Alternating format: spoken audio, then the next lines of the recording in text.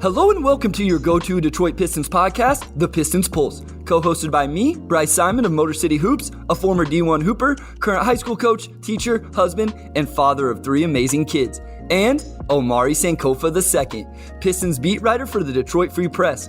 Omari, my guy, we've skipped out on the movies, music, and pop culture talk the past couple of episodes, so you know I had to start this episode asking not about the new Top Gun movie or Radiohead, but about this secret salsa recipe you were tweeting about. Yeah, so I don't know why I was inspired to make salsa recently, but one day I woke up and I was just like, you know what?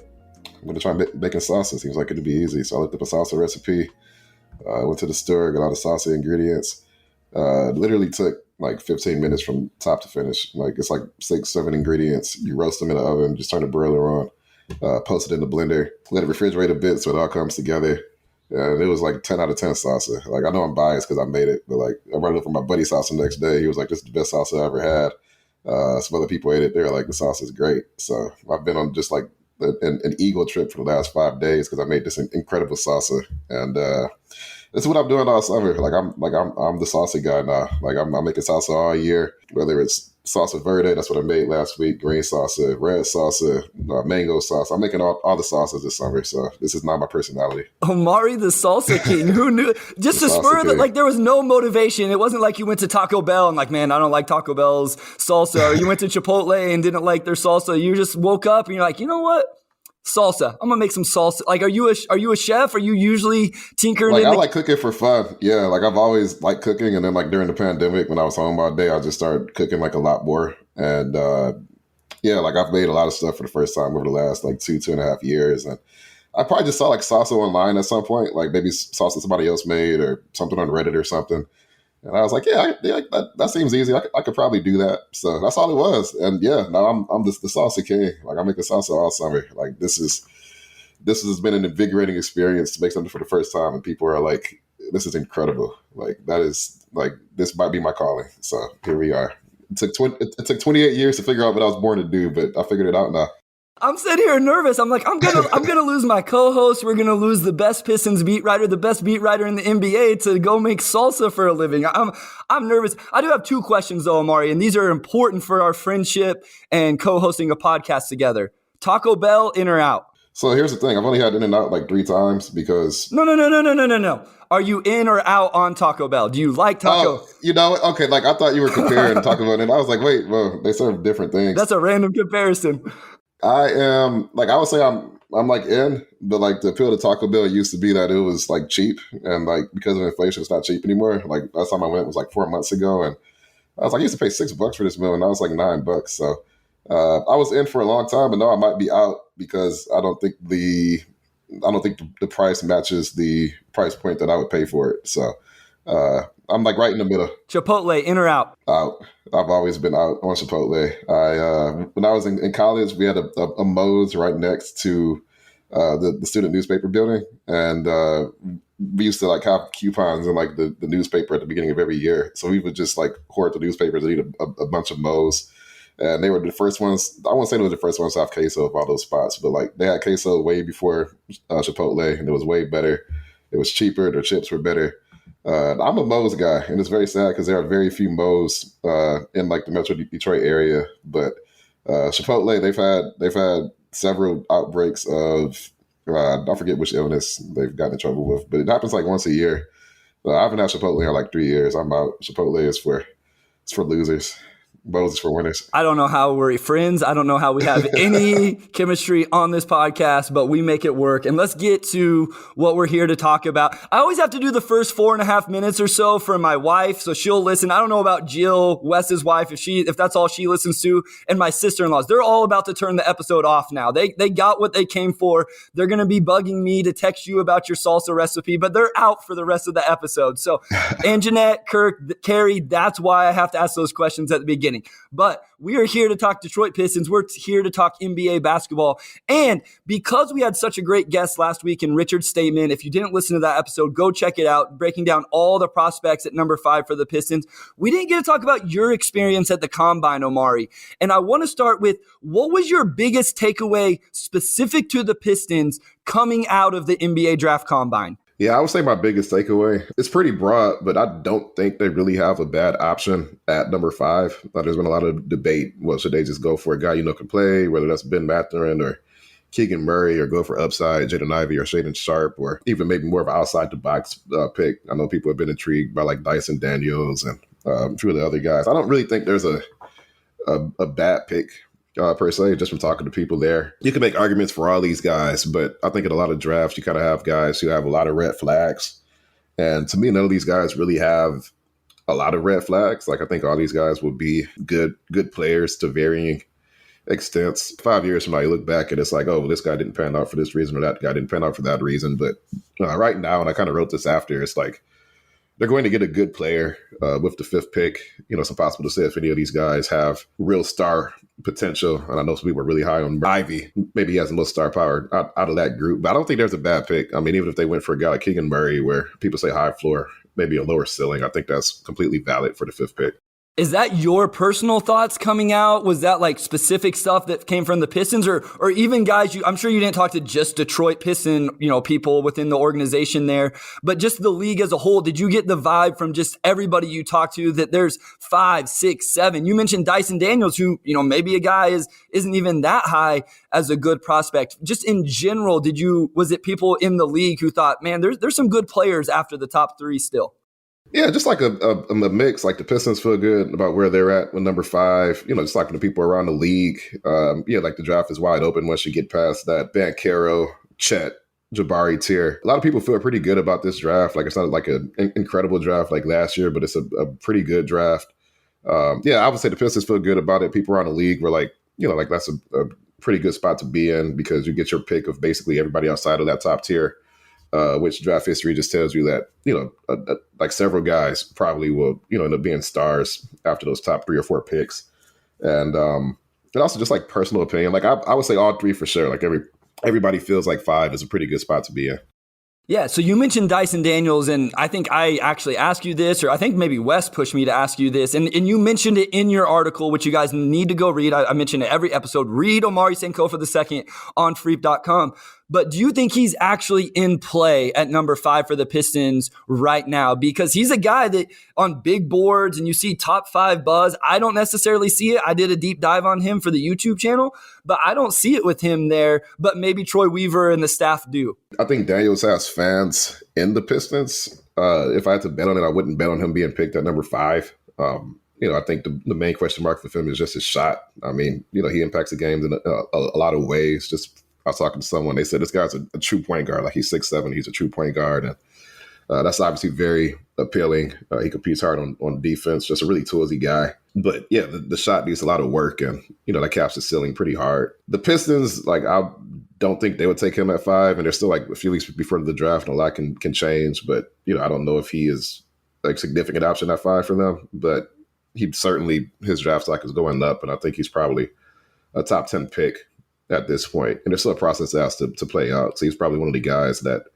gained the most just from going to Chicago and going through that whole process. He's a really intriguing young kid. Like, he played really well as the season went through for the G League Ignite. Like you said, really competes on the defensive end of the floor, really good on that end.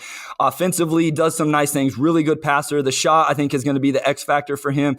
I got a little bit of Killian Hayes vibes with him in terms of, like, I felt like he drove to pass the ball, didn't drive to score the ball. So there are some limitations offensively. I want to ask about Jaden Ivey.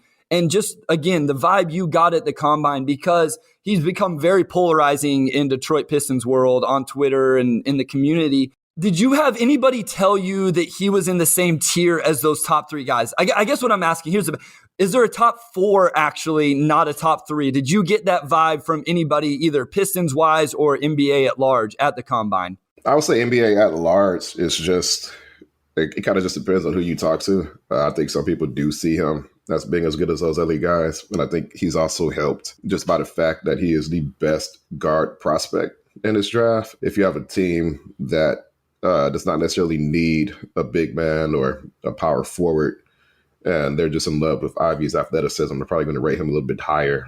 If you just look at your roster and you say, we need a guard. Ivey had a fantastic season at Purdue, shot the ball well, electric athlete, obviously, passes well enough, shoots well enough. We can take this kid and develop him. So I would say he's like maybe not in that first tier, but kind of like 1.5. Like some teams, they do see him as being that good. Some other teams are like, I don't know if he's quite that guy. Now, we talked about him on the pod a lot. I mean, obviously he's a guard that still kind of needs to round out his guard skill set a little bit. The Pistons, like, I think if they had a top 3 pick, they probably wouldn't have taken Ivy. They probably would have been Jabari, Chet, or Banchero. Of course, they like Ivy as fans with the Pistons too, and he's very much in play at number 5. So it just depends when you talk to with him, but like I would say he's kind of just in like that 1.5 tier. Take us through the combine experience as a whole. Like, what did you have access to? What did you get to watch? Who are some of the guys you got to interview? And then we can talk about some of your favorites, but just give the listener an idea of how close were you to the action? How close were these guys and those type of things? Sure. So this was my second combine that I went to in person. The first one was back in 2019 when I still covered the Grizzlies. And this one was a little bit different. There weren't as much media at this one compared to a few years back. The location was different. And I actually like this one a lot better. The one a few years ago kind of just felt like there was just like a lot of pandemonium because there's so much media. And, you had like Zion who attracted like a ton of attention. I don't even think he interviewed a few years ago. But this one was like a lot more low key. A lot of team people there. Like I would say almost everybody from the Pistons front office was there. Like Troy, Rob Murphy, just everybody. Probably be easier to name the people I didn't see there. Yeah, it was cool. Like it was cool. Like I definitely liked that there weren't as much media there, so it was just easier to just kind of sit, just kind of see who's walking past, so you can say hi to. As far as like the workouts and all that, I say it was pretty typical. You typically see guys who are slated to be drafted outside the top, 15 or so, actually go through the scrimmages and all that because they have the most to gain from it. A lot of the top guys did not talk. They were all slated to, but Jabari Smith, Chet, Banchero, Shaedon Sharpe, Ivy, all 5 of those guys ended up skipping interviews. But we did talk to Keegan Murray, we talked to Ben Mathurin, and we talked to Johnny Davis as far as the guys who are probably slated to go in that top 10. There were a few other guys who were slated to go in the top 10 as well that also talked. And then I also had to talk to Max Christie from Michigan State just because, Free Press, we cover all the teams. And I was the only guy there. Overall, like, I think it's fun. Like, it's fun just being able to, just talk to different people in media, talk to, scouts, team personnel, people from other teams, agents, whoever, just kind of pick their brains about whatever. Just from like an NBA standpoint, I say the combine and like summer league, really the 2 opportunities you get per year where you have all these different people sort of in the same room. And it's more so for like player evaluation standpoint, like not any actual games happening. It's just a lot of mingling, talking, figuring stuff out, seeing what people think of who and what, which as a reporter, I think that's extremely fun. I would say I came out of the combine for sure, just having sort of a more firm idea of where certain guys stand. And we'll get into that in a little bit, but it's fun. Like, I love going to the combine. I'm glad I was able to go and definitely feel like I got a lot out of it as a reporter. Yeah, that's what I've already booked my hotel, my flight, all that stuff to Summer League because I went out last year. Obviously, that's where you and I met for the first time in person, recorded an episode of the old Motor City Hoops podcast together.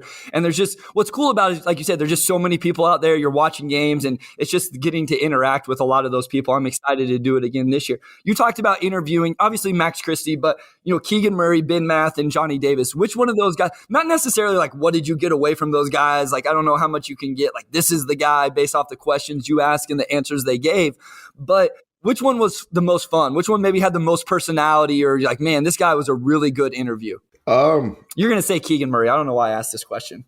No, I was going to, I think that Johnny Davis had the funniest response to anything that was Taco Bell sponsor. Taco Bell sponsor, yeah. I asked him, where do you think your draft range is right now? And he thought for a minute, and then he was like, anywhere from 1 to 60. And he kind of just had like a dry sense of humor. But no, you're right. Like the answer is Keegan. I thought Keegan gave the most detailed responses. He was pretty personable. Mathurin was good too, but I think Keegan just, his responses were like a lot more detailed. And yeah, like he was just interesting to talk to. Like I asked him about his defense. He gave a great response about that. The shooting. We talked about his dad, who is a former Mr. Michigan for high school basketball. So he's got, ties here and whatnot. Like I definitely thought Keegan came off as very personable and just very bright overall about basketball, which given the season he had last year is probably pretty obvious. I want to ask about Shaden Sharp, and not necessarily his game. We've talked about that. We've brought people on to talk about that. What was the impression you got from front office guys, NBA guys you talked to about just him not participating in a lot of this stuff? And now reports are coming out. He wasn't always practicing at Kentucky this last season. The mystery box that is Shaden Sharp continues to be more and more of a mystery. Do you feel like people were pretty down on that? I know like a guy like Rafael Barlow, has tweeted out some, from anonymous scouts about how they felt about that. Did you get any of that? Because I feel like you and I have discussed it. You don't think Weaver and the organization is kind of worried about that stuff. Is that fair to say? Well, the impression I got is that the Pistons aren't as worried. I mean, Sharp, like he's a high upside guy, obviously like great athlete. A lot of people feel that I talked to feel pretty good about his outside shooting, which for most guards, of course, or for most wings, I should say, it's sort of the swing skill as far as is this guy a role player or do they have the legitimate star upside? Yeah, again, like I think it's kind of like Ivy, where it just depends on kind of who you talk to. Of course, Sharp, he skipped college, so there's not a lot of tape on him. But a lot of these people have been evaluating him, like since high school, they saw him kind of rise to the top. Like they know what he can do and can't do. They talk to his family, people who know him and whatnot. Like I would say, just like college basketball film is just one element. I'd say the problem is that, he had that private workout and, it's not like the most rigorous thing. Like he's the only guy on the court, he's not doing any 5-on-5 stuff. He's not a perfect prospect, obviously. Like you kind of watch him play and he's got some things he does really well, but, he's going against high schoolers. There are guys who, look like whoever against like high school, like they just kind of have their way. And then, you put them on the floor with other good athletes and a lot of those advantages kind of disappear. So again, like it's just, the eye of the beholder type situation.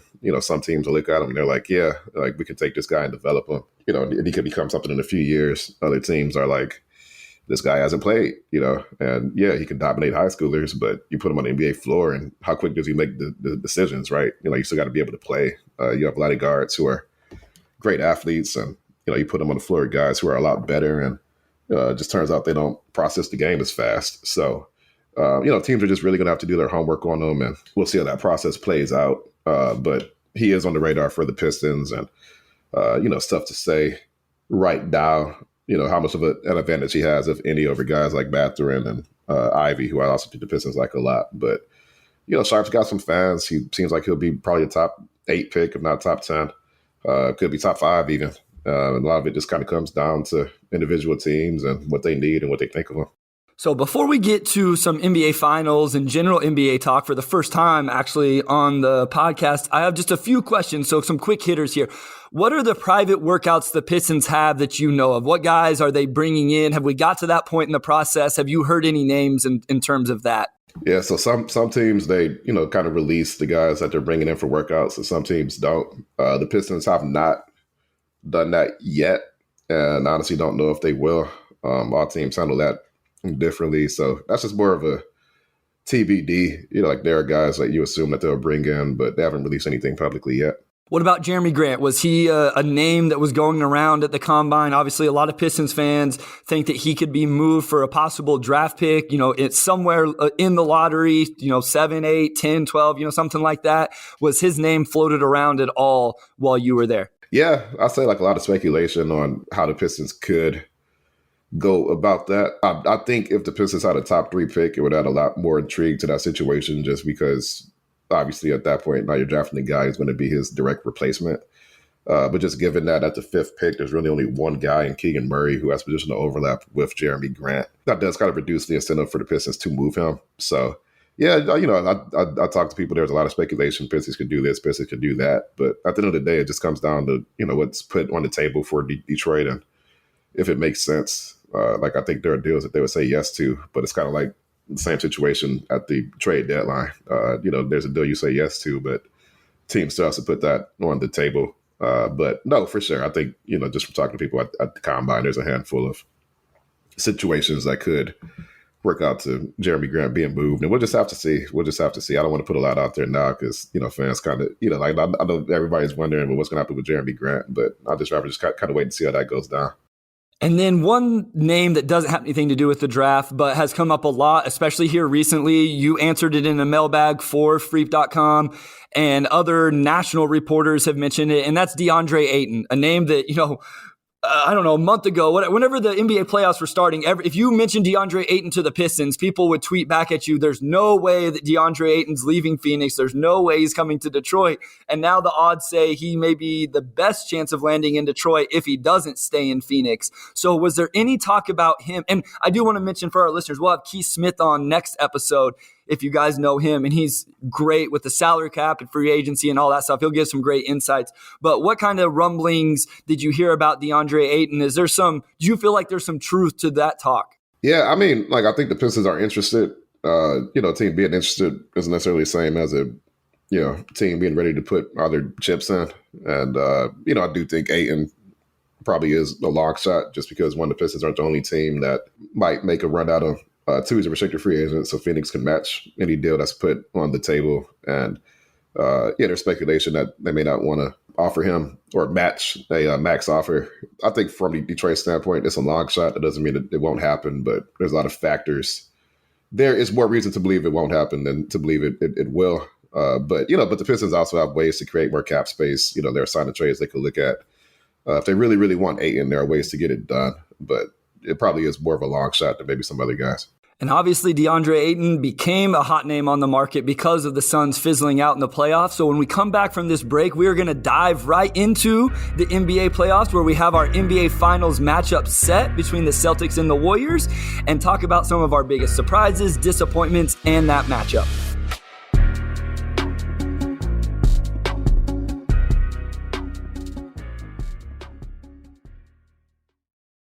I'm Alyssa Robinson for the Detroit Free Press. When you wake up every morning, what's the first thing you do? Check your email? Me too. And when you sign up for our daily briefing newsletter, you'll get all the latest news sent directly to your inbox so you can wake up and be ready for the day. We also have newsletters about COVID-19 in Michigan, the latest entertainment headlines, as well as Woodward 248, a newsletter specifically for people living and working in Southeast Oakland County. And don't forget about automotive headlines and all the latest news from our Michigan sports teams. We have a newsletter for every personality and preference. Just head to freep.com/newsletters to sign up for any one of these great options and more. Before we get into sort of the more detailed finals talk, I wanted to throw this out there. I tweeted this Sunday night, and I didn't think it would be controversial, but it ended up being controversial. Of course, we have a Warriors Celtics finals. And I think this is a likable finals, one of the more likable finals we've had in a while. I think both of these teams are likable teams. And in my mind, that was just like a no-brainer. But I had a lot of Pistons fans who are like, how could you say that about Boston? Like, what's wrong with you? Like, how is Boston likable? What are you talking about? Somebody was like, are you high? And then I had like some Golden State hate in my mentions too. So I tweeted that at midnight or whatever. Then I wake up and I'm just scrolling through and I'm just like, I didn't get ratioed, because at the end of the day, it was still a good take, but came close. So, Bryce, I'm going to throw this back to you. Do you think this is a likable finals? And if not, why are both of these teams hateable teams? So I'm going to be the devil's advocate. Two names, Omari, for why this can't be the most likable finals. Marcus Smart and Draymond Green. Maybe the two most unlikable players in the NBA. I don't know how many of my friends text me and like, man, I can't stand watching Draymond Green play, or I can't stand Marcus Smart. Now, I respect their games. I don't want people to get this twisted. I respect the game. You can dislike how they do it or their personalities on the floor. I'm sure they're great men off the floor, so it's not about that. But the flopping from Marcus Smart, the complaining from Draymond Green, I can understand why people get frustrated by that. Now, very important players. Again, don't get me wrong. They really contribute to their team's success.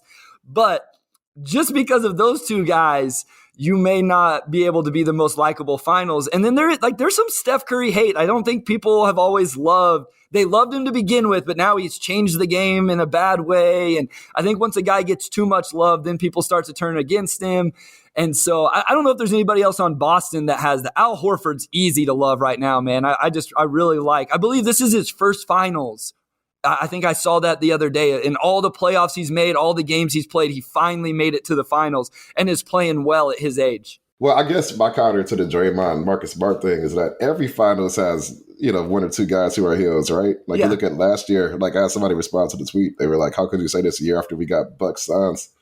And I'm like, because the Suns have Chris Paul. And Chris Paul is more hated than anybody on either of these teams. And he also flops.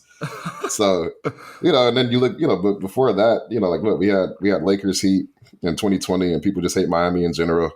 And then people also hate LeBron in general Yep. and the Lakers in general. They hated the KD Warriors. They hated the KD Warriors who, and then before that, you had just different iterations of like LeBron and the Warriors in it. Yeah, I don't know. Like, I think I like Marcus Smart just because he's just I like Draymond and Marcus Smart. Like, yes, like they flop, but a lot of guys flop in today's NBA. Like, that's kind of, I can't like fault them for that specifically. It's just more of a general NBA issue. And I mean, I went to Michigan State, so maybe there's some Michigan State bias here for Draymond. But Marcus Smart, I mean, he's just like a very unique player. Like just competes super hard. Very great defensively, emotional leader. And he does like a lot of I think with Marcus Smart is that you have some guys that like flop, but like don't like doing the dirty work. But Marcus Smart like does all of the dirty work. And for me, maybe that gives you more leeway as far as like when you try to exaggerate certain things. So I don't know. Like I'm sticking with it. Like I think what I like about both of these teams is that like in an era where we had a lot of teams try to, like go the super team route. Like you look at, like Brooklyn, obviously, or go to State where they added Kevin Durant, a few other teams. Teams have just tried to, I guess skip steps per se, and to speed that process up. And you have a Boston team that's been very patient. People have criticized some of the moves they made, which I always thought was unfair because they just had bad luck. Like, you signed Gordon Hayward, like that was a good signing. It's injured. Dude has a terrible injury 5 minutes into the season. You trade for Kyrie, that was a good trade, and Kyrie's just kind of like, nah, I'm good. I want to go somewhere else. Jason Tatum, we've watched him grow up over the last 5 years, and he's become a fantastic player. Jaylen Brown, no one thought he was going to be this good, honestly. Like, that wasn't the greatest draft, and he was a project athletic guy, but how much game does he have? And he's exceeded all expectations. You have Robert Williams. You just mentioned Al Horford, who's been in the league forever, and he's been in at least one Eastern Conference Finals, but have never gotten this far. And then Golden State, like, they could have decided to blow it up after Clay and stuff had their injuries, and they were like, no, we're going to see it through. You have a guy in Jordan Poole, a very late first-round pick who exceeds all expectations. Wiggins has sort of had a career renaissance.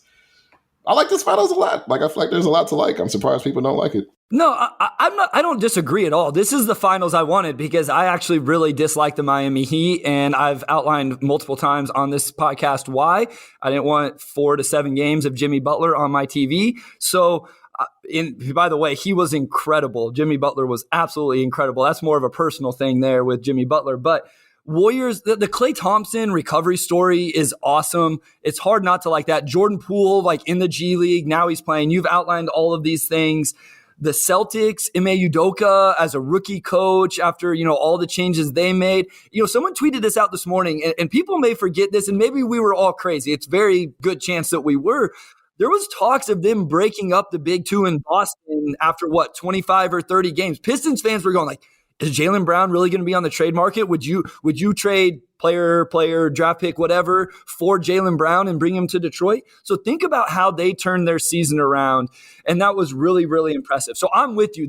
This was the finals matchup I wanted as we started to work our way through the bracket, and I'll be tuned in. Hopefully we get better games than what we've seen in a lot of these matchups throughout the conference finals at least, which ended up being a lot of blowouts. I know the last couple, I think, in the Eastern Conference were at least good games, but there were a lot of blowouts, it seemed, in the conference finals matchups. For sure. And I'm optimistic that the finals will be better.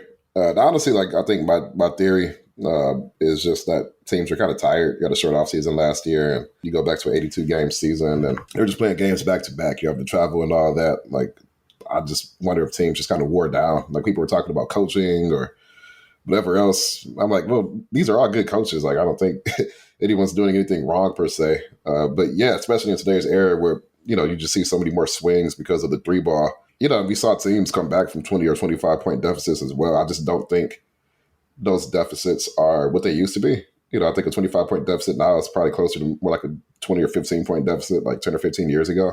Teams get hot, teams get cold. Obviously, these are the best teams remaining. They get some significant time off before game one of the finals, which I think is on Thursday, and then you have a few days of rest in between each game. So hopefully it will be a lot more competitive because it kind of took the steam out of the playoffs when you're getting all these great games through the first two rounds, and then it's just 15, 20-point blowouts going both ways every single game.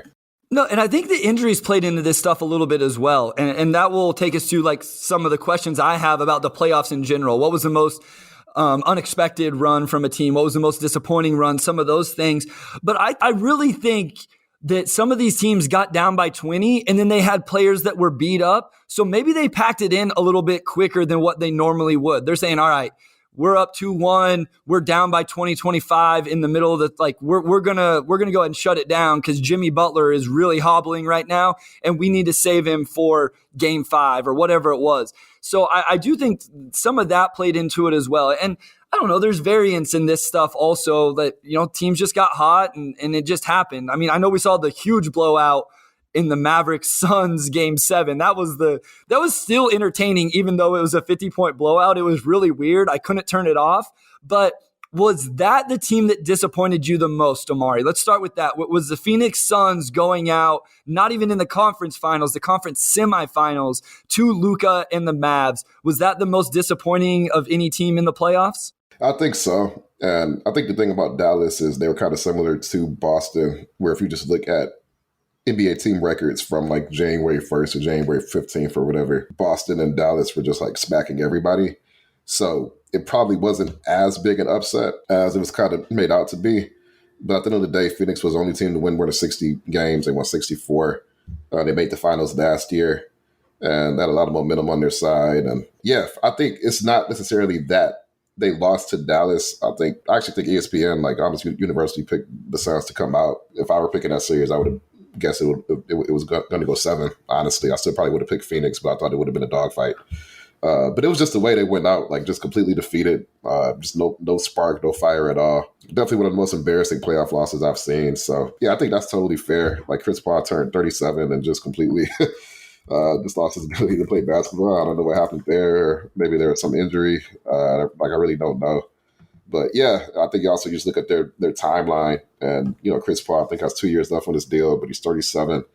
Is he going to come back Chris Paul next season, or is he going to be more like 2011 Jason Kidd, where he's more of you want him to be your fifth or sixth best guy, not your not your second or third? Yeah, and you look at DeAndre Ayton, does he come back? Yada yada. They kind of had a lot of momentum on their side, and now it's like, well, what version of Phoenix will we even get next season? So yeah, I think for sure that was the most disappointing. Well, and injuries played a huge part in this, right? Miami battled some within series. Tyler Hero didn't play, the last 2 games, and then game 7, he barely played. Ben Simmons wasn't playing. Milwaukee didn't have Middleton. Chicago didn't have Zach LaVine. Boston has battled injuries. Robert Williams in and out of the lineup. Marcus Smart in and out of the lineup. Phoenix, Chris Paul, I think it did come out that he had an injury that he was playing through. Denver was missing 2 of their best players. Memphis, obviously, Ja Morant went down. So injuries were a huge part in this. One team I had on that, and I know they went into the playoffs as the 7 seed, Omari, but was the Brooklyn Nets. They got swept, and now, it's by Boston, who now is in the NBA Finals and, has a legit chance to win it. But I really thought they were a team who, because of all the Kyrie and COVID vaccine stuff, they were going to get into the playoffs, though, and then be able to make a run. And it just didn't happen. Were you disappointed that they got swept in the first round and weren't able to make a push in the playoffs at all? Or were you surprised by that at all? I wasn't surprised at all. Like, I think on one hand, it's like, okay, you have Kyrie and Kevin Durant, so he can compete with anybody. They just had a circus going on like all season with, first Kyrie and the vaccine stuff. How many games did Kyrie play last season? Like 20? I mean, they never really had the opportunity to develop chemistry because all 3 of their guys, even before Simmons, when they still had James Harden, like all those guys were in and out of the lineup. And when they made those moves to begin with, I think people recognized that this seems very, very top heavy and they're going to have depth issues. And when you get to the playoffs, you need depth to win, period. Like, I just think the margin for error becomes a lot thinner. So you had a team that was in the headlines all season for all the wrong reasons. Like, guys barely played together, so they had very poor chemistry. And then as soon as Kyrie comes back, you swap the Kyrie vaccine stuff. Well, not swap because I was still kind of going on, but now you have Ben Simmons come in and he has a back injury. You make a trade for him and he's like, hey, he's going to fix a lot of their issues, when he comes back. Then it's like, oh, is he coming back? And Steve Nash is giving all these mixed messages as far as if he's healthy or not. And that becomes a whole different circus. And then it's like, oh, yeah, Ben Simmons will come back for the playoffs. And then it's like, oh, no, he's not going to come back for the playoffs like the day before game 4. And it's just, you can't win games when you have that much stuff going on. Like, I don't think they had any chemistry at all. They didn't have any depth. And that their top guys also barely played. Like, whatever the best case scenario was when they made those moves, I think everything that could have went wrong did go wrong. So maybe I would have thought a sweep, but in hindsight, I don't think it's that shocking. Yeah, Kyrie played 29 games this year, according to Wes, who looked that up for us there. And then, I skipped over Joel Embiid injuries. Like, Joel Embiid was missed games, right? And then played through multiple injuries. He was a warrior in these playoffs playing through injuries. So that just another one that was playing through that and where it may have affected how good a team was. Who are some teams that surprised you with their run? Or let me say that, who is the team? What's the team that has made the run that you're like, man, I didn't see this coming? You got Boston in the finals. You had Dallas make it to the conference finals. I don't know if I'm really surprised by any team, honestly. USA today, a lot of times, like we'll do polls before big basketball events just across the USA Today networks. Like, it'll be me, the Bucks writer, whoever else, just like predicting this stuff. And my dark horse, I think my safe pick for the finals was Phoenix Bucks, just a rematch. And my dark horse pick was Warriors Celtics, which is what we got. I think when you kind of look at the playoffs as a whole, a lot of the stuff kind of played out how you would expect it to. Yeah, I mean, just the parity in the NBA is just so great now that, like, realistically, you probably had 7 or 8 teams that could have caught fire and made the runs that they did. So I'm going to lob it back to you. I'll think about it. But was there any team that surprised you? Because I think for the most part, it kind of played out how I would have guessed it. I think the 2 teams I mentioned, I think Boston making a run all the way to the NBA Finals definitely surprised me. I did not have that. I probably thought the Nets, people are going to call me a casual for this. I thought the Nets were going to give them a great, first round matchup, which ended up being a sweep. So I underestimated them. And then even Dallas making the run to the conference finals. I know they ended up losing in 5, but I thought that was impressive. Beating Phoenix in a game 7 on the road was really impressive. And then the Grizzlies, that's a team that I haven't necessarily loved all season. And, they obviously got out of the first round. Then they met the Warriors. And even against the Warriors, they take it to 6 without Ja Morant for part of that series. I thought their performance was really, really impressive in this playoffs as well. And it'll be interesting to see what they do. Do they run it back with the same team, or do they make a move and think they need to get a second star? Maybe Jaren Jackson Jr. or Desmond Bane are going to become second stars. But that was a team I didn't necessarily believe a lot in. I don't know that they made it further than what I would have guessed, but I was just impressed with their performance overall. A team that maybe I expected a little bit more from is Utah. Yes, and I think a lot of people were kind of, maybe out on them just because they've fallen short in the past. Like, again, I think another team where you kind of have issues that mount during the season. And, of course, losing Joe Ingles was really huge for them because they're another team that doesn't have great depth. And when you lose one of your, he's probably like their, 3rd or 4th best guy, depending on how you feel about Mike Conley. Yeah, now they're sort of in a rough situation, too, where it's like, well, what do you do now? Like, Mike Conley is probably 34, 35. He has an injury history. Rudy Gobert is about to make like $100 million a year.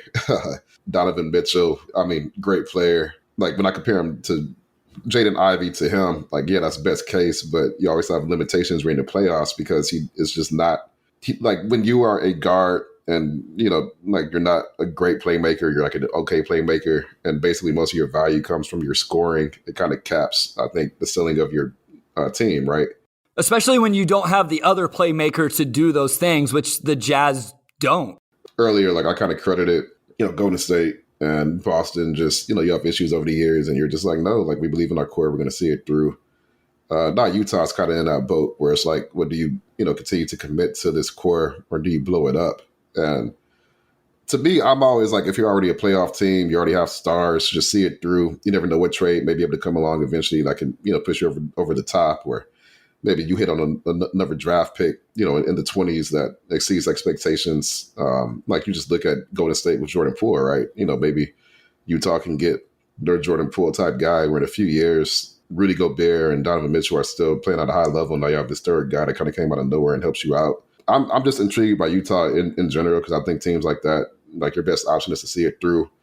And worst comes to worst, you just field a playoff team for many years that fans will still look back fondly on, even if they don't, reach whatever ceiling you want them to hit. But they're in a unique spot right now. So I would say if there's a team that maybe underwhelmed, it's definitely them. So you brought up the Jazz. So last question here before we go to segment 3 and bring back the Sheet or Sham segment, bring our guy Wes in here to lead us through some of that.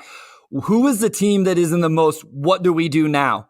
You brought up the Jazz, and you're saying just continue with it. The 76ers, what do they do now? Do they just continue to run it back? In that trade with Ben Simmons, they obviously got James Harden, who has a major player option, I believe, is available for a huge extension. The Lakers, not a playoff team, but what do they do with their contract situation? And even the Phoenix Suns, Chris Paul is getting older, I think 37. DeAndre Ayton's a restricted free agent. What team out of those are you like, what does that team do this offseason, or which one intrigues you the most or you think has to go do something to improve? Because all those teams are in win now based on their roster. Right. Yeah. I mean, I think teams generally, we get into the situation where a team, fails for whatever reason, and then it's like, oh, they got to blow it up or make these dramatic moves. And in general, I just feel like that's usually a bad idea unless you're just presenting an offer that just makes complete sense. So all those teams should see it through. Like if I'm Philly, it's just, okay, we have James Harden, we have Embiid, Tyrese Maxey came in and played really, really well as a sophomore player. Just bring it back. Just challenge James Harden to get his body right, because I think he's had that hamstring injury that's kind of lingered the last 2 seasons. Just, James, you got to come back and, you got to be the player we need you to be. Embiid, get healthy, because Embiid always has some sort of injury.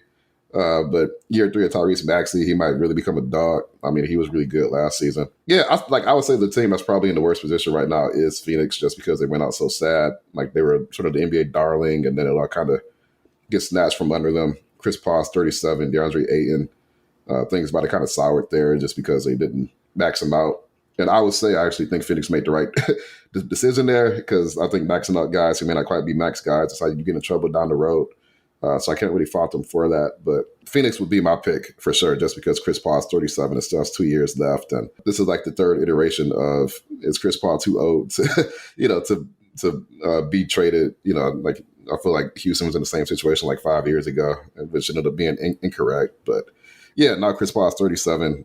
You just lost in the second round. Your second best player, third best player, Ayton, may not come back next season. And they're like, well, maybe Bismack Biyombo or whoever could fill in and give you enough at the center position, which, like, I'm sorry, Ayton's just a way better player than those guys. So Phoenix would be my pick for sure. Absolutely. It's going to be an interesting offseason, not just for the Suns, the Lakers, and all those teams, but for the Detroit Pistons as well. And when we come back, Wes is going to lead us through a game of Sheet or Sham, which he'll explain essentially it's true-false about current Detroit Pistons and their NBA draft profiles and combines. All right, hey, Carlos, just a quick idea. How about if I say, hey, this is Sean Windsor, and you say, hey, this is Carlos Morales, and I'll go, and then we'll go back. You want to try that? Yeah, that sounds good. Okay, you ready? Yep. Hey, this is Sean Windsor. And this is Carlos Menares. And we are the team behind Free Press Sports with Carlos and Sean, where we are going to talk about, you guessed it, sports, but lots of other stuff. Like what, Carlos? Oh, we're going to talk about your favorite subject, Sean, food. Probably more food. Arts, culture, sports, TV, movies, you name it. If it's happened in Detroit, we're going to talk about it. And sometimes we're going to have guests in who obviously know a lot more than we do about just about everything. But we're going to have some free press journalists to talk about big stories, folks from the sports world. We're going to be out every Thursday. You can find this podcast wherever you find your podcasts, Apple, Spotify, Google Podcasts. We hope you'll join us. All right, guys, before we get into Sheet or Sham, I do want to thank everyone. Omari and I both want to thank everyone for all of their ratings and reviews on Apple, Spotify, all the comments on freep.com, wherever you're listening to the podcast. We have 87 ratings on Apple with that one-star rating that still sits there and looks at us every single time we check it. Let's get it to 100, guys. And then same thing on Spotify, 64 5-star ratings. You guys are incredible. Go ahead and give us a rating. Help support the podcast. Help us grow. Help us us become the #1 Detroit Pistons podcast out there. And we do have a new review from Michigan David. He said the most in-depth and insightful Pistons podcast there is. The mix of a former D1 player and current high school coach with a Pistons beat writer is the perfect blend for a podcast. You get the best analysis of this team, hands down. They give you all the scenarios and ask all the questions I want answered. They definitely have the pulse of this team. If you are a true Pistons fan, this podcast is a must. Yeah, again, we always appreciate the comments. So shout out to Michigan David for saying that. We are the Pistons Post pod. So for somebody to say they have the post of the team, it's like, hey, we did it. We're the Pistons Post. And somebody just said they have the post of the Pistons. So job well done. This is our last episode. We accomplished our goal. No. But no, like we always appreciate Amari's going to make salsa full time. Yeah, I'm a full-time salsa maker now. No, again, we always appreciate when you guys reach out to us. Makes us feel good. So if you have some nice words you've been sitting on through the previous 14 episodes, stop sitting on it. Go ahead and comment, like, review, whatever, and we'll give you a shout out on the pod. Absolutely. And always feel to reach out. David is actually someone that has reached out to me, I think, through Facebook. And so we interact every once in a while. He'll send me questions about the team, email us, Twitter DMs, whatever it is. Reach out, discuss the Pistons, the podcast, NBA, basketball at large. But let's get our guy Wes Davenport in here. And I'm not going to call him out. Wes has had some big things in him and his wife's life here the last couple weeks. I'm not going to get into the details. I just want to say, Wes, that's awesome. Omari, all of us are very happy for you. Big time things. Congratulations. But jump in here, explain the game to everybody, and let's get rolling. I may or may not be recording from a pretty empty apartment right now. So, yeah, we're getting that all fixed. But so the game, it is Sheed or Sham. So essentially what this is going to be, it's a quick little true or false game. I'm going to tell you guys, Bryson and Mari, a fact or a stat, and you're going to have to tell me if it's Sheed true or Sham false. So these, like you said before, it's going to be about the current Pistons players, what they did in the combine, and then some general current Pistons draft stuff as well. So I'll jump in with the first question. I'll go to you, Bryce. So Frank Jackson had a higher max vertical leap than Amadou Diallo. Sheed or Sham? Sheed. I think I might be a Sheed too. Sheed, it is. All right. I'll get you guys with that one. So yeah, Frank was 42 inches max. Ami was 40 and a half inch. Frank got those surprising bunnies, Omari. We saw it a couple times in transition this year. He went up off 2 feet and kind of shocked everybody.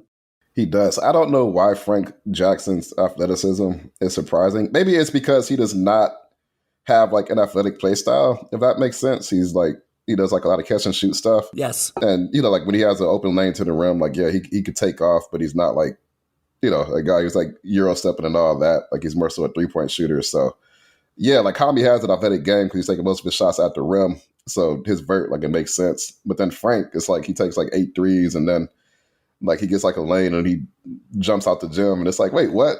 He plays more like a JJ Redick type, but he also happens to have hops. So it's a very unique blend for him. He does not have a game that necessarily requires him to have a 42-inch vertical, yet he does have one. No, that's absolutely right. His archetype is a 3-point shooter. I'm not going to even say 3 and D because, you got to be able to do it on the other end too, but it's a 3-point shooter. So then whenever he comes in with these hops and you're like, wow, where did that come from? I wouldn't have had a clue before, obviously, the last couple seasons. I would have missed that question. You're always overthinking with Wes here because he's trying to trip us up. But I felt pretty confident on that one. Yeah, because even him going to Duke and being a 5-star guy, it's you kind of remember from back then when he came in, it was this guy is an athlete. But then he also barely played, for a few years because he was hurt. So, yeah, it's always surprising. But I don't even know how you would put this into a graph, but I would like to see the intersection of guys who take the highest percentage of threes. And their vertical jumps. Vert. And I would bet that Frank is probably on the very high end of guys who take 2/3 of their shots from 3, but could also plausibly win a dunk contest. Most guys do not have that blend of talent. I feel like we can create that graph. I feel like we could do that. So we'll have to look into it. For sure. So next one, I'm going to go and I'm going to ask you, Omari, first. So Jeremy Grant has a longer tested wingspan at the combine than Isaiah Stewart. Sheed or Sham? I'm gonna go Sham because I think Isaiah's wingspan is I mean, I would honestly think their wingspans they might be close, but I think Isaiah Stewart has like a very above average wingspan, which is part of the reason why he's able to play center at like 6'8". So yeah, so that's what I'm going with. I'm going to go Sham as well. It is Sham. Stewart is about 2 inches longer, so Jeremy's 7'2" and 3/4. Stewart 7'4" and 3/4. Both just massively. I was going to say, both of those are kind of ridiculous. Yeah. Like, I knew Isaiah Stewart had a crazy wingspan, but that's a pretty ridiculous wingspan from Jeremy Grant as well at 6'9", and then the 7'2" wingspan. That's impressive. Hey, how about Mark Williams with the 9'9" standing reach at the combine? Did you happen to walk by him, Omari? Did you see him walking around? Because I feel like that's just got to be an extremely impressive human being with that height and that wingspan. No, I don't think I saw Mark Williams in person while I was there. But yeah, I mean, like 9'9" standing reach is absurd. Like, dude can basically sit on his toes and dunk. Yeah, he's kind of like my dark horse guy to like randomly go like top. Like, I think he's probably firmly a lottery pick now, but I'm curious if a team is just like, let's just like not overthink this.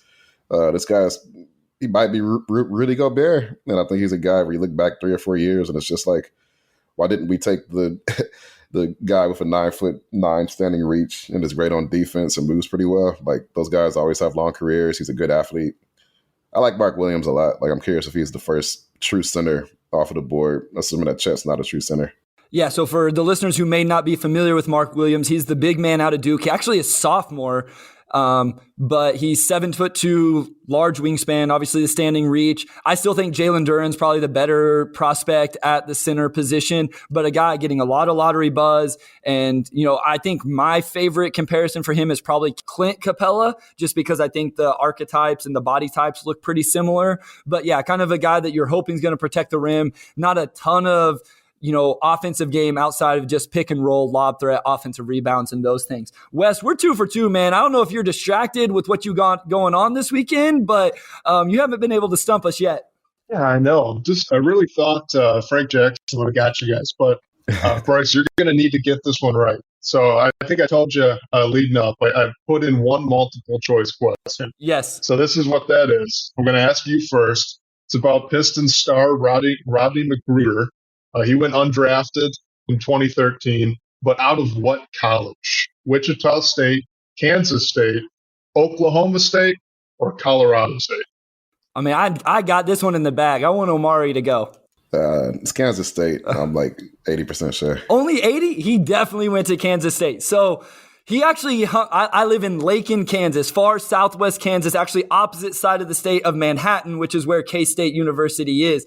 But he actually, a lot of kids from Western Kansas go to K-State, as you could imagine. He actually used to hang out with kids that graduated from Lakin High School. So I think he's actually been to Lakin, Kansas and like hung out for a weekend. Not whenever I lived here. Me and my family have just recently moved here from another small town in the area. But I definitely knew Rodney McGruder went to K-State. And just for the record, I actually grew up a KU fan hating K-State. I figured you would know, but I had to throw it in there and test it out just in case. All right, so we'll jump on to the next one then. I'm going to get one of you guys on something. So, all right, Omari, you first. Corey Joseph has a higher max vertical than Carson Edwards, who is still technically on the roster. Cheat or sham? Corey Joseph and Carson Edwards. Well, these guys may have the lowest verts on the team, so that makes it. Luka Garza. Oh, surprisingly not. Oh, yeah. Well, Luka Garza. Corey Joseph has a lower vert. No, he said higher, right? Higher vert. Higher. Carson Edwards. Sheed or Sham? I'm gonna go Sham just because Carson Edwards. Yeah, like Carson Edwards is like I don't know what he's listed at, but just from like standing next to him, like I might have an inch on him, and I'm like, you can't see it, but I'm like 6 feet in like quotes.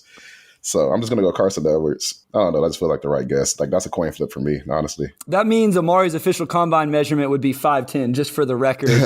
I'm gonna go Sham as well because Wes loves Carson Edwards. So I would be shocked if he put a sheet or Sham question in here where Corey Joseph was better than Carson Edwards at something. So I'm going Sham also. You'll be shocked then because Corey Joseph outjumped Carson Edwards by a half inch.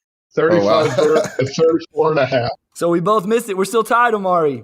Yeah, we are still tied. Yeah, I was like, that's a coin flip for real. They might have the exact same vert. You said it's not the low. Do you have the lowest on the team? I believe it was Kelly Olynyk, and I think he did 28. Yeah. I'd have to double check, but He's not a leaper, so it makes sense. Him and Luca would be vying for that honor, I would guess. Yeah. So I got none of you, and then I got both of you.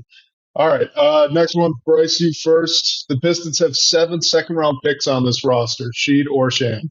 Ooh, 7 second-round picks on this roster, Sheed or Sham. All right, I don't want to. I get to go first. Oh yeah, that's right. But you go because I got to try to count them. I got to try to count them up.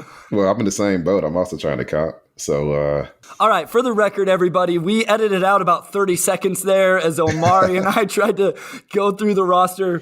I still can't figure it out. I'm just going to go Sham. all right, I'm gonna go Sheed just so we can break this tie. Omari, you're right. It is 7. All right. It's Sheed. So they've got Jeremy Grant, Frank Jackson, Hami, Carson Edwards, Saban Lee, Garza, and Isaiah Livers.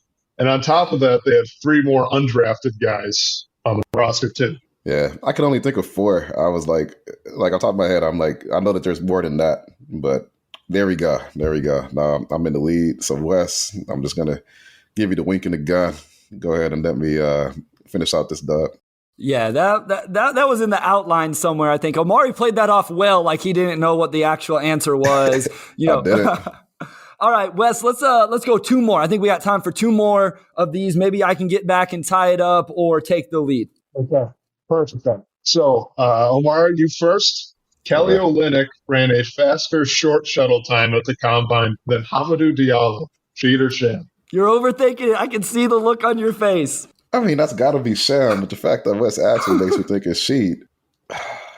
I wish you guys could see the video of this. This is why we got to get on YouTube. And Jeanette, Kirk, Carrie, we got to get on YouTube because the look on Omari's face, the just utter deflation of his body language is incredible right now. See, this is a perfect question because it's like, I mean, that's obviously Sham, but then why else would, it's like a mind trick. It's like, I'm just going to, Sham, I'm going Sham. Like, Sheed, please be Sheed. Sheed. Kelly Olynyk was 2.99. Hami was 3.14. So are we overvaluing Hami as an athlete? I feel like this is insane right now. Yeah, maybe Kelly is, maybe Hami was trying to tank his stock. I don't know. That doesn't add up. Okay. Yeah, I was like, that's probably Sheed because Wes asked it, but just on paper, that doesn't make any sense at all. So now we're tied. All right, we're tied. We got 1 more. We will answer separate. I will let Omari essentially make the deciding decision for both of us. So Omari, I'll let you choose, and this will break the tie one way or the other. All right. This is a tough one because I actually have 2 left, but I think I'm going to go with the pretty obscure one. So, at the combine, they test hand length, right? Palm to fingertip, and then the width. So we're going to talk about hand width. Corey Joseph is tied with Isaiah Stewart for the widest hands on the Detroit Pistons per combine measurements. Sheed or Sham? You know what? I am going to go Sheed because, for one, Corey's vert was higher than I thought it was, and Corey's listed like 6'0" or 6'1". So a lot of those guys are usually they have measurements you wouldn't expect or are surprisingly athletic in ways you wouldn't expect. That sounds pretty absurd. So I'm just going to make up for my mistake last time where I'm just going to go against my gut instinct and say Sheed. I feel like he has an advantage on this question. He's probably actually shook these guys' hands, and I figured Omari would have a little more insight into that question and be able to actually some backing behind it. Yeah, well, I will promise you, whenever I've dapped a player up, I've never I don't unless the guy just has Kawhi Leonard hands or whatever, they're probably all pretty similar. So, but yeah, I'm going Sheed. That means I got to go Sham. Sheed. So both he and Isaiah Stewart, like I said, they're tied. They have 10.5-inch wide hands, and then the next closest is Kelly Olynyk with 10. There you go. Yeah, I was like, Corey is probably he's got, if you just looked at all his combine measurements, he would probably pop out in ways you wouldn't expect just because guys who play at his size are usually surprisingly athletic or just have measurements you would not expect at all. There we go. I am victorious. Happy Memorial Day, everyone. I don't think I've ever won a game of Sheed or Sham. And we'll have to go back and look at the tape, but I'm pretty sure Omari is 3-0 against me if we go back to the Motor City Hoops days. So I assume the listeners are going to love this little segment. I think the producers are going to love this segment. So I assume we will be bringing it back. And I gotta get a dub here eventually against Omari. But right now, he's the king of Sheet or Sham. He's the king of salsa making. He's the best beat writer in Detroit, in the NBA. Omari, take us home, my friend. Thanks to everybody who helps us put this together, especially today to work on a holiday. Shout out to Kerry Jr. II, who silently sat in on today's pod, seeing how the magic is made. Especially, again, didn't have to work today probably, but still did it for the love of the game. So thank you. Thanks to our executive producer, Anjanette Delgado, our other executive producer, Kirkland Crawford. And then shout out to Wes. Glad we got you in the pod today to lead our first of what will probably be many Sheet or Sham segments as we get into the dark depths of the offseason. Again, big thanks to all of our listeners, and we will talk to you all soon.